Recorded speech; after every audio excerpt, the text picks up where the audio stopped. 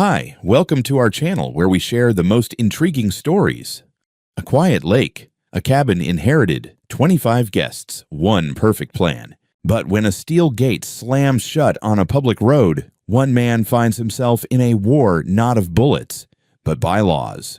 What starts as a barbecue becomes a battle for freedom, law, and the soul of the neighborhood. The morning sun glinted off the surface of Lake St. River like someone had scattered crushed glass across the water. I stood on the back deck of my aunt's old cabin, now legally mine, sipping black coffee and triple-checking the group chat. 25 guests, friends, co-workers, a couple of my old college roommates, even my little brother was flying in from Portland. The grill was cleaned, the coolers were stuffed with ice and beer, and the speaker was charging for what I promised would be a peaceful lakeside barbecue. Just nature, people I love, and smoked brisket. I had planned everything down to the minute. Directions were sent out a week in advance. The GPS link pointed to the only reasonable entrance, a paved county road that curved through Ridgewatch Hills, the gated community next door. Technically, my cabin sat just outside its official boundaries, grandfathered in from some zoning quirk in the 80s. Legally and literally, I wasn't part of their HOA. The road, however, was public, transferred to the county decades ago. No gates, no key fobs, just an old stretch of asphalt they pretended to control. I didn't think much of it until my phone started buzzing non-stop at around 10:30. First, a call from Jen. Hey, we're here. Sort of. There's a gate. Then Mike texted, stuck behind some guards, they won't let us through. Followed by 3 more messages, each with a different angle of the same steel monstrosity. A shiny, very much locked sliding gate, now blocking the entrance I'd told everyone to use. I almost dropped my coffee. I walked around to the front, hopped on my quad, and ripped down the trail that cut behind the trees. It was the emergency access path my aunt used when the lake froze and the trucks couldn't make it. I hadn't needed it in years, but now it felt like a lifeline. I emerged from the woods 30 yards from the new gate. 5 cars were backed up in a growing line, guests standing beside their bumpers looking confused or irritated. At the front stood 2 private security guys in black polos, arms folded like bouncers at a nightclub. And between them, unsurprisingly, stood Karen Willow, president of the Ridgewatch Hills HOA. Red sunglasses, pastel blouse, clipboard under one arm like she was preparing to inspect a military parade. I rolled to a stop, dust cloud behind me, and killed the engine. Karen, I said, not bothering with a greeting. She turned to me with a smile that could curdle milk. Evan, I see your little gathering is starting. I gestured at the cars. What is this? Security protocol, she said, as if that answered anything. We had a community vote last night to restrict access temporarily. Unfamiliar vehicles, unregistered visitors. Frankly, it's a safety concern. You can't just block a public road. She tilted her head. We can when the safety of our neighborhood is at risk. We had reports of a planned mass event. Music, strangers, alcohol. This is a quiet, family-oriented community. I laughed. Too loud, too fast. You're serious? Deadly. She nodded to the guards. They're instructed to allow only Ridgewatch Hills residents and approved guests. I got off the quad and walked up to her. Karen, this is a county road. I've checked the plat maps. Your HOA has no authority here. 0. Zilch. Her eyes narrowed behind her oversized shades. We're operating under an emergency local ordinance. The board passed a motion last night authorizing temporary restriction for high traffic days. Let me see it. Karen pulled a folded printout from her clipboard and handed it to me with theatrical grace. It looked official, lots of bolded text and uppercase headers. At the bottom were 3 signatures, all vaguely familiar names from her HOA newsletter. No seal, no county reference number, no timestamp, just yesterday's date scrawled in pen. I took a photo with my phone. You're going to regret this, I said, keeping my tone level. You can't blockade a legal road because you don't like who's driving on it. She smirked. We'll see what the sheriff says. I was already dialing.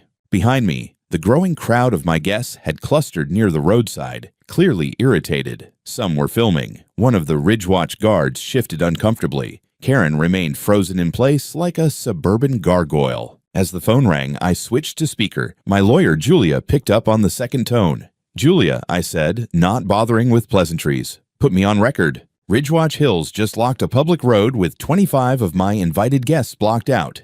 They're citing an internal HOA ordinance. Julia didn't miss a beat.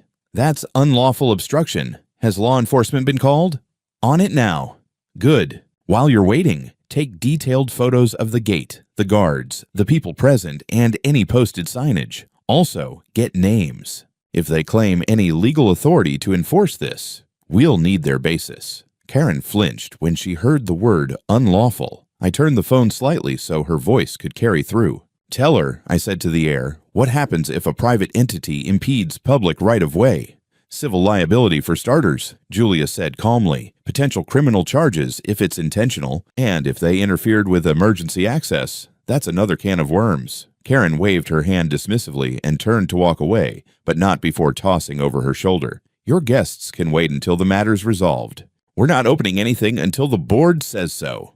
I raised my phone and took another photo. Her in front of the gate, with my guests behind her, blocked from reaching a property they had every right to access. Then I posted it. The sheriff's SUV rolled up about 35 minutes later, cruising past the stuck line of vehicles and coming to a halt just behind my quad. Dust kicked up from the tires settled slowly in the hot summer air. The guests had started to gather on the shoulder, swapping irritated theories and passing around cans of La Croix from someone's cooler. Karen stood a few feet back from the gate now, arms crossed, her posture rigid and theatrical. The guards adjusted their belts and straightened up like soldiers on parade. It was all very performative. Deputy Caldwell stepped out of the SUV looking every bit the patient professional. He was in his 40s, tall, with sandy hair, mirrored sunglasses, and the demeanor of someone who's seen a few too many suburban dramas. He looked at me first. You Evan Merrick? That's me. You made the call? Yes, sir. I nodded toward the gate. That's the problem. He turned and took in the situation. Line of blocked vehicles, steel gate, HOA guards in branded polos. His eyes lingered on Karen for a moment. And you are? He asked her. Karen Willow, she said crisply, like he should already know. President of the Ridgewatch Hills Homeowners Association. He nodded. Right. And can you explain why this gate is blocking a county road? Karen produced the same folded document from earlier and handed it over with great flair. Under emergency community guidelines, we enacted a temporary traffic restriction. We had credible concerns about an unsanctioned mass gathering threatening neighborhood tranquility and safety. Caldwell took the paper, glanced over it, then frowned. He stepped back to his car, retrieved a clipboard with what looked like official plat maps, and laid them across the hood. Ma'am, this road's been public since 1984, he said, running his finger along the border. Confirmed by county commission in that year. Your HOA's boundaries end right here, 60 feet shy of where you put that gate. Karen's smile didn't even flicker. That's not what our map says. Caldwell raised an eyebrow. Your map isn't the county's map. I walked up beside him, holding out a laminated sheet, my own certified copy from the land registrar, complete with boundary coordinates and parcel numbers. Here's mine if it helps. He studied it, nodded. Yeah, this matches what I've got. He looked back at Karen. Did you get a permit to install this gate? She hesitated. It's temporary. That's not what I asked. No, but it was approved by our board unanimously. That's not how public infrastructure works, ma'am. Karen's voice wavered slightly. We had to act quickly. There was a flood of unknown vehicles scheduled to arrive. We couldn't allow a security breach. Caldwell looked unimpressed. This isn't a military base, it's a public road. The guards shifted again, one of them looking increasingly nervous. Behind us, a few of my guests started filming. I didn't ask them to. They just knew the moment was too bizarre not to document. Karen, realizing she was losing ground, went on the offensive. Deputy, she said, stepping forward. This man, she pointed to me, is a non-member using access through our neighborhood to host an unauthorized event bordering our lakefront. He's not under HOA jurisdiction and has refused to comply with basic safety coordination. I opened my mouth to respond, but Caldwell held up a hand. I'm not here to referee your neighbor wars, he said coolly. I'm here because someone blocked a public road without permission and detained multiple vehicles trying to pass. If you had concerns, you should have contacted the county, not welded a gate shut. Her jaw tightened. Welded might have been a generous word. The thing was locked with a combination pad, chain looped around one of the support posts. Not exactly military-grade security, but symbolic. And that was the point. "Are you going to open it?" he asked her. Karen hesitated. "I'll need to consult with the board." "You can do that," he said, "after you remove the gate. Now." She looked like she might protest again, but then one of the guests, Thomas from my Seattle office, called out, "We're gonna start live streaming this to the Ridgewatch Facebook group if that's cool with everyone." Karen's face turned a dangerous shade of red. "I will file a restraining order against him," she snapped. Caldwell gave her a look that said not today. "Ma'am, this is already an incident report. Any further obstruction could be considered civil interference or even false imprisonment." That made her flinch. Caldwell turned to me. "You want to file a formal complaint?" "Oh, we're way past that," I said, pulling out a manila envelope I'd prepared earlier that morning, just in case this all went sideways. "This is a notarized statement, signed by every guest here. I'll be forwarding it to the county prosecutor, the transportation board, and my attorney's already filing a notice of unlawful obstruction." Karen took a shaky breath. "This is harassment." "No, ma'am," Caldwell said. "This is law enforcement." He walked up to the gate and signaled the guards. "Open it. Now."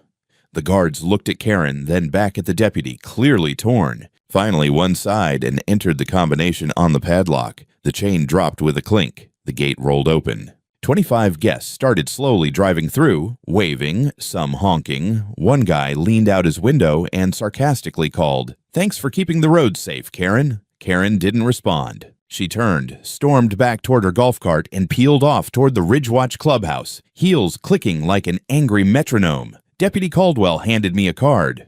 "If she tries anything else, give me a call." "Thanks, Deputy." He paused, smirking. "I've had calls about her before."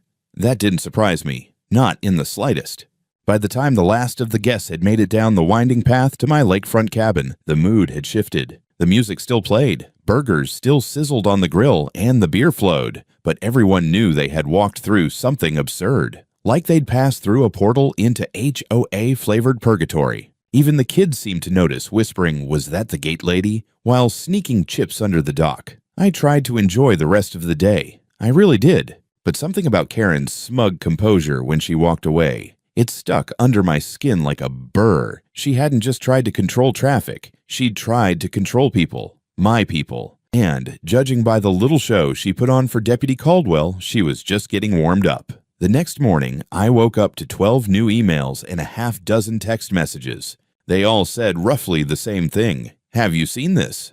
What they meant was an all-resident email blast from the Ridgewatch Hills HOA. The subject line read, "Security Incident. Unregulated Gathering. Near Ridgewatch Perimeter." The body of the email was worse than the title. It accused an unauthorized property owner adjacent to our community of holding an unpermitted event involving excessive noise, unverified guests, and public disturbances. It cited reports of intoxicated individuals, vehicles parked on private edges, and disrespectful conduct. And, naturally, it concluded with a note of proud leadership, stating that the HOA had taken proactive steps to secure the neighborhood, including a community-approved temporary gate protocol. They made it sound like I'd hosted a rave at a crime scene. What pissed me off wasn't even the exaggeration. It was the outright lie that the gate had been approved by the county liaison. There was no county liaison. That's not how it works. But most people wouldn't know that.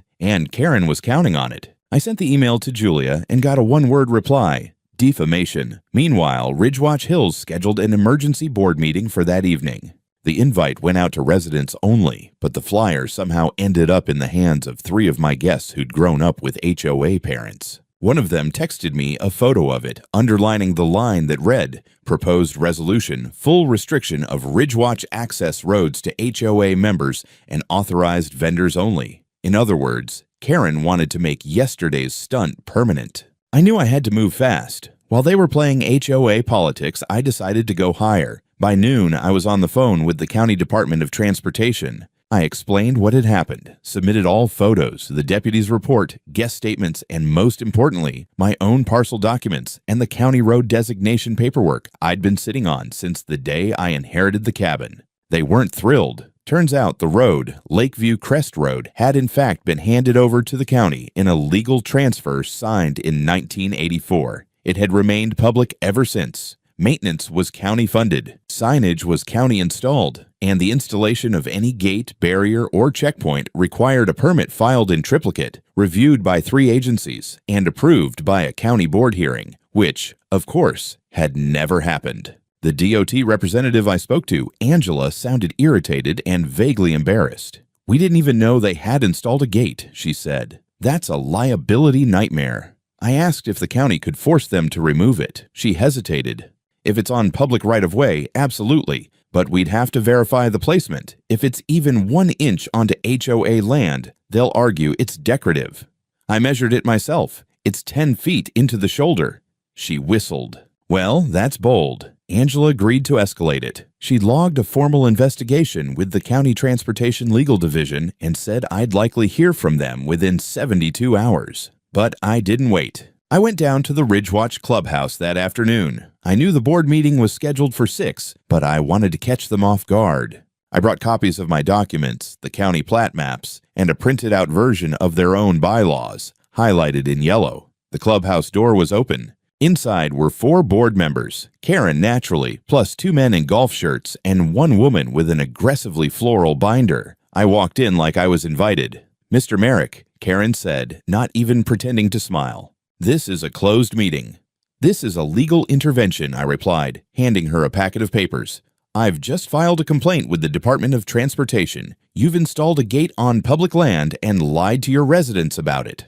That's obstruction and defamation." One of the men started to object, but I raised my voice just enough. This road was signed over to the county in 1984. It was never HOA property. Your documents state otherwise, and your board resolution is based on a falsehood. You've created a liability that could cost your members dearly. I dropped a final sheet on the table, an email from the DOT confirming receipt of my complaint and the beginning of a site review. Karen's face froze for just a moment. "You came here to threaten us," she said. "No," I said. "I came here to warn you, because if that gate's still standing by the end of the week, the only thing between you and a county lawsuit is me choosing not to go full nuclear."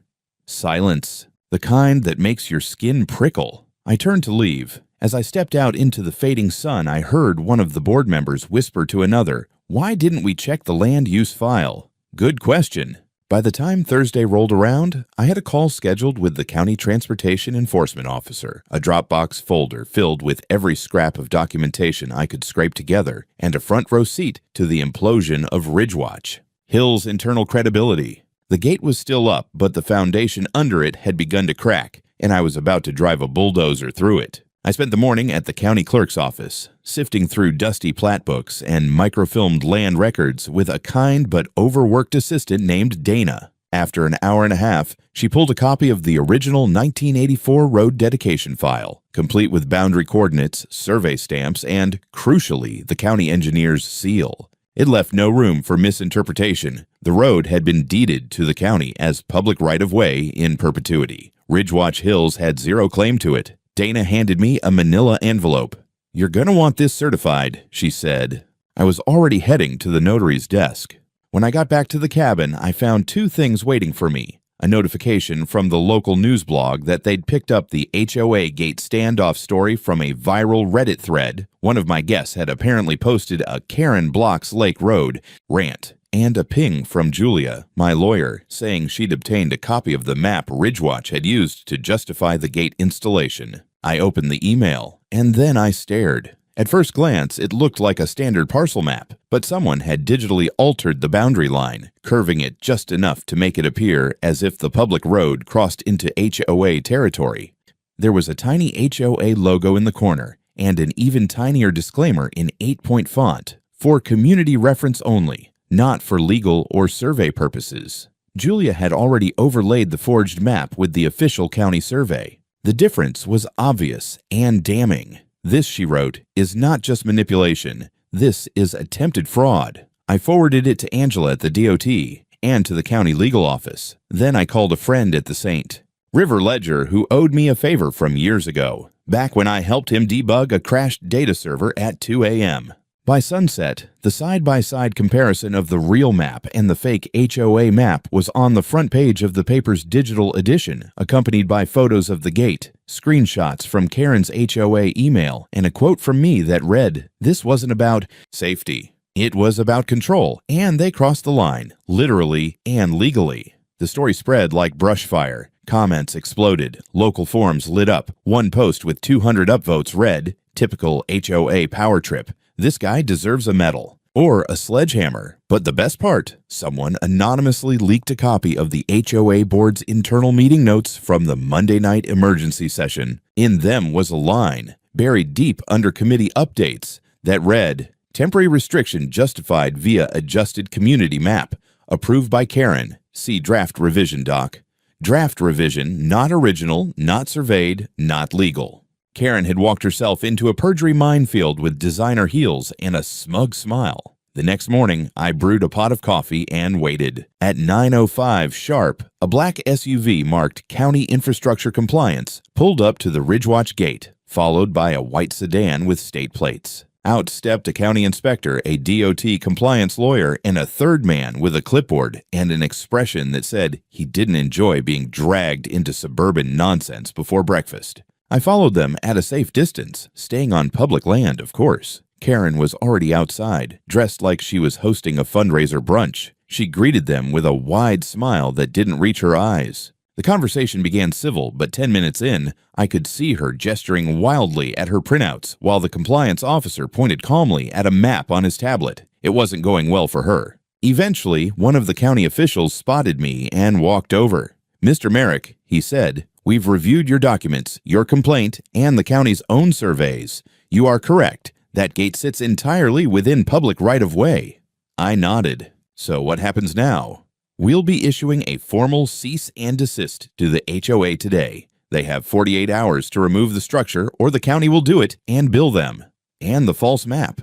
He gave a tight-lipped smile. "Our legal division has opened a fraud inquiry. If those documents were used to justify restrictions or influence county infrastructure decisions, it's a serious offense." I nodded again, suppressing the grin trying to break across my face. Across the road, Karen was watching. Her arms were crossed tight against her chest now. The officials wrapped up and began walking back to their vehicles. As they passed her, one of them handed her a yellow envelope. She didn't even open it, just held it like it might explode. I waited until they drove off before walking over, stopping just a few feet from the gate. "TikTok," I said. Karen didn't answer. Her jaw clenched hard enough to crack her molars. I gave her a little wave and turned back toward the lake. Back at the cabin, my guests were starting to trickle in again. No roadblocks this time. Just laughter, the sound of boat motors echoing across the water, and someone shouting, "Bro, we're on the news." I opened the ledger on my phone. There was a new headline, "County orders gate removed. Ridgewatch Hills faces legal action over forged map." I didn't even have to read the article. I was already living it. By Friday morning, I was sipping coffee on the porch when the HOA decided to go nuclear. A series of pings hit my inbox like a cluster bomb. First came the HOA's community-wide emergency newsletter, an aggressively formatted PDF titled "Disturbance by Non-Member Resident at Lakefront Perimeter." The file was drenched in passive aggression and legalese light. A few choice quotes. A non-affiliated homeowner adjacent to Ridgewatch Hills permitted a large, unregulated gathering that caused parking chaos, elevated decibel levels, and emotional distress for several families. In accordance with our protective mandate, the board exercised necessary access restrictions to maintain safety and tranquility. We remind all residents that while external individuals may occupy adjacent land, access through Ridgewatch-controlled areas remains at the board's discretion. At the bottom, in bolded red font, violations of Ridgewatch norms may result in advisory notices and legal review. I choked on my coffee. They were trying to rewrite not just history, but geography, jurisdiction, and traffic law, all in one newsletter. Julia, my lawyer, called before I even finished reading. "They're panicking," she said. "The newsletter is PR damage control."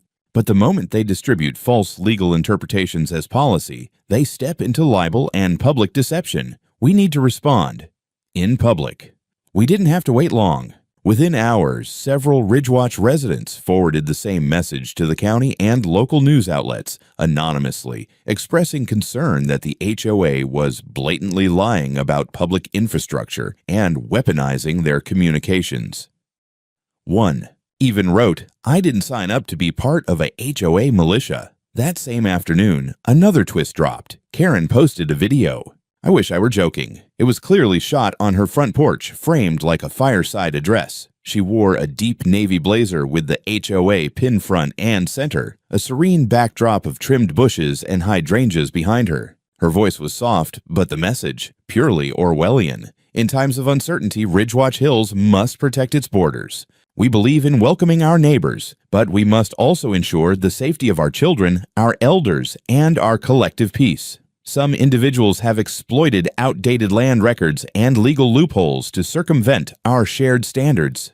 She even used the phrase digital insurgency to describe the article in the Ledger. I watched the whole thing with my jaw slack, and then I sent it, along with the HOA PDF, straight to the same journalist who ran the map story. He messaged me back within 10 minutes. Holy hell, this is gold. I'll get quotes from a First Amendment lawyer. Meanwhile, Karen wasn't done. Saturday morning, the Ridgewatch board called an emergency security and access assembly in their community clubhouse. I wasn't invited, obviously, but several residents live-streamed it on their phones, including a woman named Tessa I'd met years ago when she borrowed jumper cables from my aunt. She messaged me privately. "You need to see this. She's losing it." I clicked the stream just as Karen stood at the podium in front of maybe 40 attendees. She was flanked by 2 board members and a man in a tactical jacket labeled Security Advisor. I nearly laughed. Karen paced, waved printed photos of my guests' parked cars, and ranted about open porch drinking, non-compliant footwear, and a complete breakdown of lakefront decorum. She proposed a motion, effective immediately. All non-residents must apply for a lake access permit and may be denied for behavioral concerns. The audience, half confused, half amused, didn't even vote. They just murmured. One guy raised his hand and said, "Isn't that, like, illegal?" Karen ignored him. Then came the final act of desperation. That evening, I received a certified letter, hand-delivered by a private courier. The envelope bore the HOA seal. Inside was a 1-page notice of non-compliance. It read like a sketch from a legal sitcom. "Dear Mr. Merrick, you are hereby informed that your recent activities, including the unauthorized assembly of more than 10 individuals, public consumption of grilled meat, and installation of non-HOA sanctioned lighting, violate community ambiance standards. Furthermore, your persistent refusal to coordinate with Ridgewatch access officers may result in a review of your proximity privileges to shared water resources." My proximity privileges? I laughed so hard I nearly dropped the letter in the fire pit. Julia, however, didn't laugh. "This is fabricated authority," she said. "It's a bluff, but it's one that borders on harassment. We'll escalate." So, we drafted our reply. A cease and desist, signed and notarized, accusing the HOA of attempting to enforce unlawful restrictions, issuing false regulatory notices, and retaliating against lawful property use. And I made a public post. A long, detailed post with maps, links to the county records, quotes from the Ledger article, screenshots of Karen's video, and a copy of the fake notice I received. It went viral. By Sunday morning, I was on the front page of Reddit. My inbox had interview requests. Even a law professor from the University of Washington reached out and offered to help for academic interest. Karen had tried to crush me under paperwork and posturing, but now she was drowning in her own paper trail. By Monday morning, my phone wouldn't stop buzzing. Apparently, Karen's dramatic spiral had reached the point of self-destruction, and the rest of the county was watching with popcorn in hand. But beneath the memes, press inquiries, and neighborly DMs asking, "Is this really happening?" something very real was brewing. The county finally noticed. I was standing in the middle of my gravel driveway, staring at a freshly taped notice nailed to one of the oak trees by the road. It was from the King County Department of Transportation. Bright orange letters across the top. Investigation pending. Unauthorized access control structure. Below that, it mentioned the installation of non-permitted mechanical barriers and potential obstruction of a public right-of-way. I just grinned. Finally, Julia called 2 hours later, her tone sharper than usual. The county received 6 independent complaints about Ridgewatch Hills' gate. One of them came from the office of Representative Martinez. She's up for re-election and got wind of the HOA blocking a birthday party. She's furious. Turns out the congresswoman's staffer had tried to visit the lake a few months ago and was also turned away by HOA guards. The dots connected fast.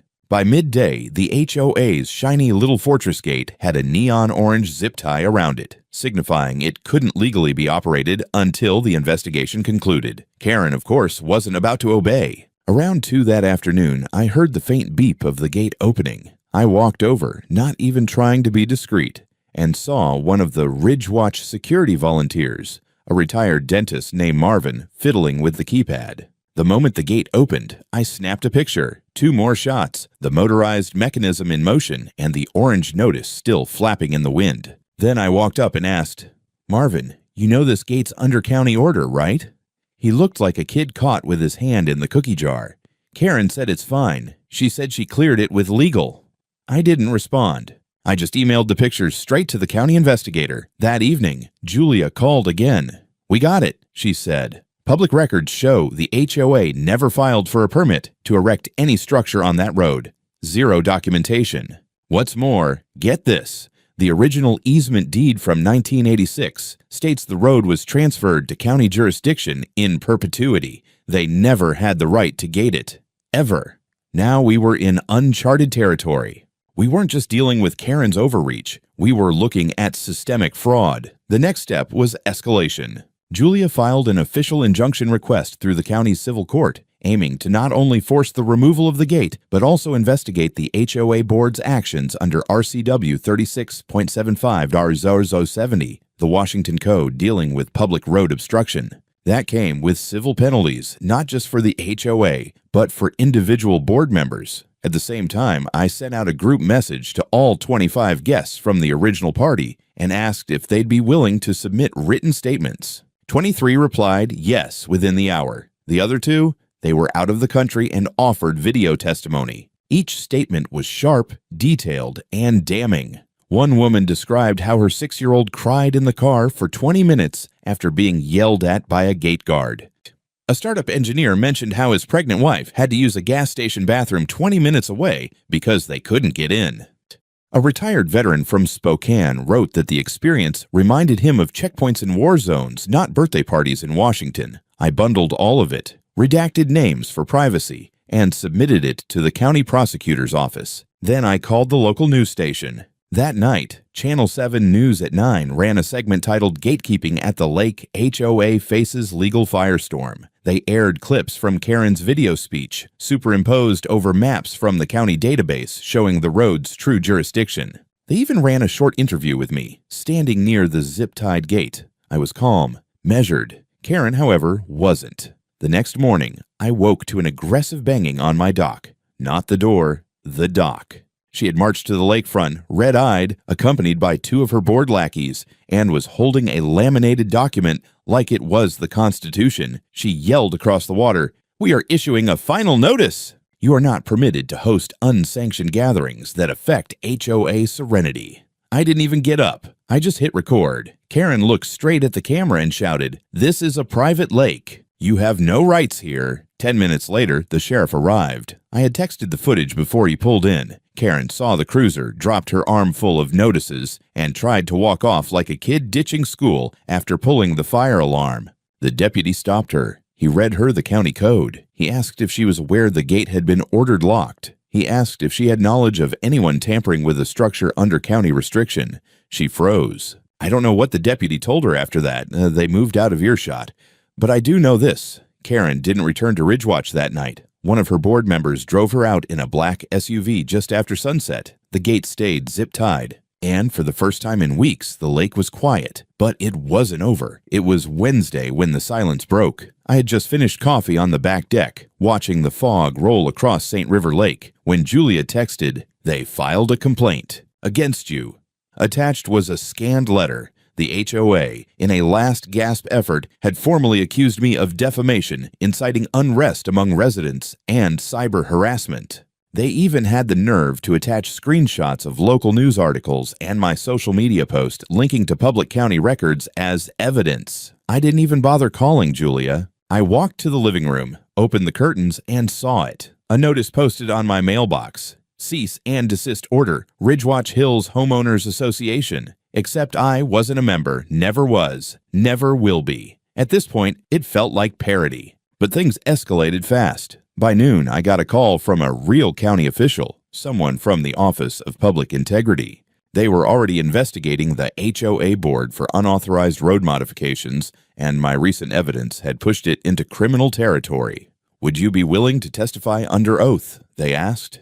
Gladly, I said. That same afternoon, Julia got confirmation. The gate had been installed without any permit, and the documents Karen submitted to justify it had been digitally altered. The most damning part? The original easement file from 1986, stored on microfilm in the county archive, had never once included HOA jurisdiction over that road. Karen's version. It conveniently added a handwritten footnote in a different font, assigning temporary control to Ridgewatch Hills Security Committee. That committee, by the way, didn't even exist.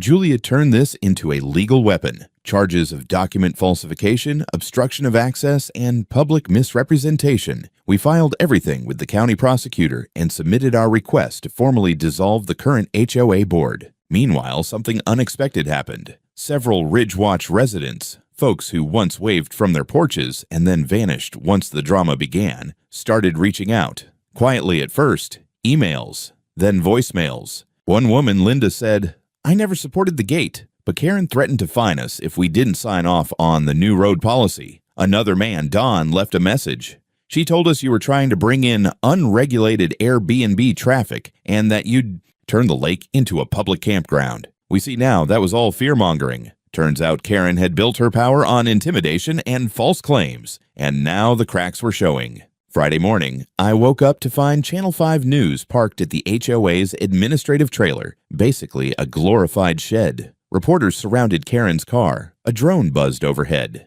The news ticker ran, "Local HOA accused of fraud. Lake Road access investigation deepens." Karen tried to give a statement but fumbled it spectacularly. "This is a misunderstanding. We only wanted safety. He brought outsiders. He made people nervous. He's not even one of us." That last part played very poorly. By noon, the county sheriff's department issued an official statement. An injunction had been granted, requiring the immediate dismantling of the illegal gate and temporary suspension of HOA leadership, pending a formal audit. The county prosecutor's office added that criminal charges were being considered, and the documents submitted by the HOA appeared to have been manipulated in violation of state law. Karen's remaining board tried to put up a united front. They released a hilariously tone-deaf press release claiming I was leading a coordinated smear campaign against good neighbors and that the HOA had a right to protect its boundaries. Julia wrote the perfect response, not to the press, but to the judge. We filed a motion seeking restitution for the 25 guests detained at the gate. Each had filed a statement. The sheriff's office cooperated fully. Even the dash cam footage from the responding patrol car supported our claims, showing Karen arguing with deputies, insisting they weren't real police, and that HOA authority superseded county traffic law. Then came the subpoena. Karen was officially summoned to testify before the King County Civil Court, alongside her treasurer and vice president. The charges included fraudulent representation of public easement, unlawful obstruction of a public roadway, and presentation of falsified documents to law enforcement. The day the subpoenas were delivered, I was working on my dock again. A neighbor I hadn't spoken to in months jogged past, slowed, and gave me a nod. "You broke the HOA, huh?" he said. I shrugged. "They broke themselves. I just held up a mirror." By sunset, Karen's house had a for sale sign out front. She'd packed up before the hearing, but I wasn't done. I wasn't just after justice. I wanted the road legally declared public property forever, so no HOA could ever try this again. The hearing was brief, but brutal.